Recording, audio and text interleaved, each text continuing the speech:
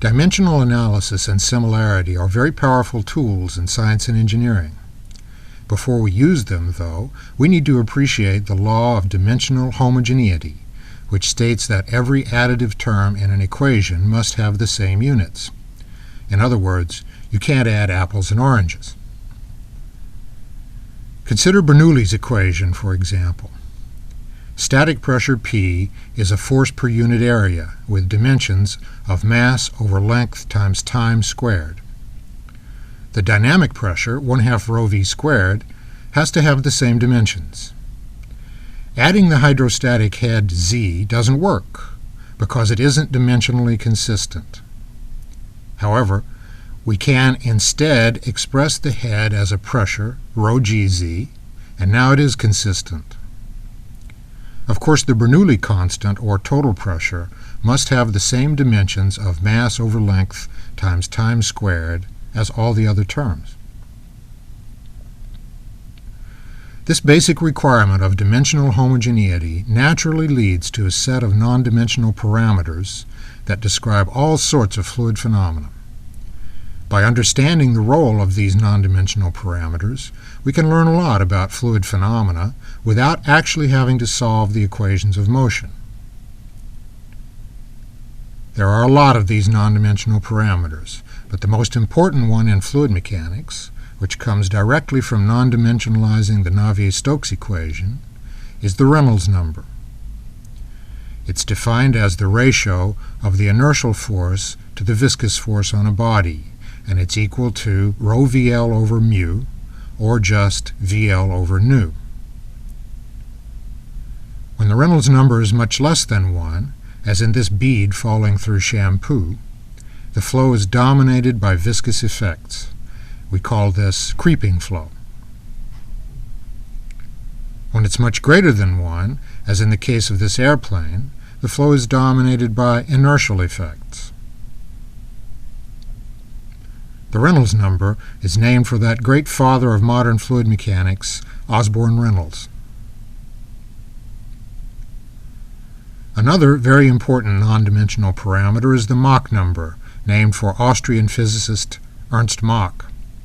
It's defined as the ratio of the speed of a flow, v, to the speed of sound, c, and it determines a flow's compressibility.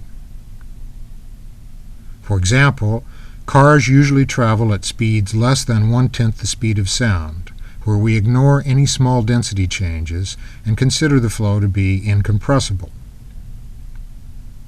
On the other hand, some flight vehicles break the so-called sound barrier and fly at supersonic speeds, or Mach number greater than 1. When the Mach number is around 1, as in this transonic wind tunnel test of a space shuttle model, small speed changes make a big difference in the flow pattern. This leads us to the powerful concept of similarity. We can test a scale model of a commercial jetliner in a wind tunnel, for example, and expect to get results similar to those of the full-scale aircraft, so long as we make sure that the Reynolds and Mach numbers of the model match those of actual flight. A lot of wind tunnel testing, and nowadays CFD as well, go into the design of a commercial jetliner. For many flows at low speeds, Reynolds number is the only important dimensionless parameter. As long as we match the Reynolds number of the model to that of the prototype, model testing can even be done using different fluids. For example, we can study the flow over a golf ball in a water tunnel, or the flow over a submarine in a large wind tunnel. Depending on the Reynolds number, some flows have different regimes with different flow patterns. The classic example is the flow over a circular cylinder, illustrated here using a soap film tunnel. At low Reynolds numbers, between about 4 and 40, attached vortices form behind the cylinder. Above about 40, we see the famous Kármán vortex street, the alternate shedding of vortices from one side of the cylinder and then the other. This is named after another father of modern fluid mechanics, Theodor von Kármán. A CFD solution also shows Kármán vortex shedding in the same Reynolds number regime. Finally, when the Reynolds number reaches values above a few hundred, turbulence begins to dominate the flow pattern. Another dimensionless parameter, the Struhl number, gives a non-dimensional frequency for such periodic flows. On the other hand, some flows don't change very much over a huge Reynolds number range. Here we've generated a toroidal vortex ring by injecting milk into a small aquarium at a Reynolds number less than 1,000.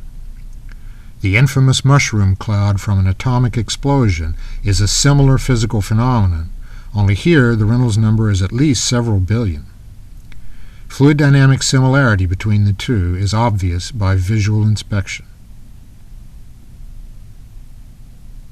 In liquid flows with free surfaces, the Froude number compares the speed of motion to the natural speed of gravity waves. A ripple tank demonstrates motion with a Froude number less than 1, equal to 1, and greater than 1. In the last case, surface disturbances are left behind, forming swept-back waves. This duck is swimming at a Froude number greater than 1, producing a similar wave pattern. There's a strong analogy between these liquid surface waves and shock wave phenomena in supersonic gas flow, where swept-back waves occur when the Mach number is greater than 1. The Froude number is also important in open channel flows, such as the spillway downstream of a dam. In this experiment in a water channel, or flume, the fast-moving supercritical flow downstream of the spillway causes erosion of the riverbed. In this flow, the Froude number is the most important dimensionless parameter to match between the model and the full-scale spillway. The Reynolds numbers don't match, but it doesn't matter. Although we usually think of models as being smaller than prototypes, there are cases where it's more appropriate if the model is larger. It's hard to study the aerodynamics of a real fly, for example. It's just too small. Instead, a set of mechanical wings is tested in a tank of mineral oil. This mechanical fly is 100 times larger than a real fly, and its wings flap 1,000 times slower. So even though the dimensional size, frequency, and even the fluid are different, dynamic similarity is nonetheless achieved by matching the Reynolds number, the Struhl number, and a third parameter known as the reduced frequency. The Mach number is very small in this flow and is not an important parameter here. In this CFD simulation of a fly in flight, the actual scale and frequency of a real fly have been used as boundary conditions. It shows the vorticity being shed off the flapping fly wings. The scaling of the simulation is 1-to-1 with the actual fly, so all the dimensionless parameters are automatically matched. However, there are situations in which scale models are tested with CFD, like this simulation of waves hitting an oil platform. It was set up to predict a model scale flow in order to compare with data from an experimental model test. Here's another example in which a model race car is simulated as it would be tested in a wind tunnel in order to compare with scale model wind tunnel data. But sometimes actual race cars are tested full scale in large wind tunnel facilities, guaranteeing that the dimensionless parameters of the test match those of the race car on the track.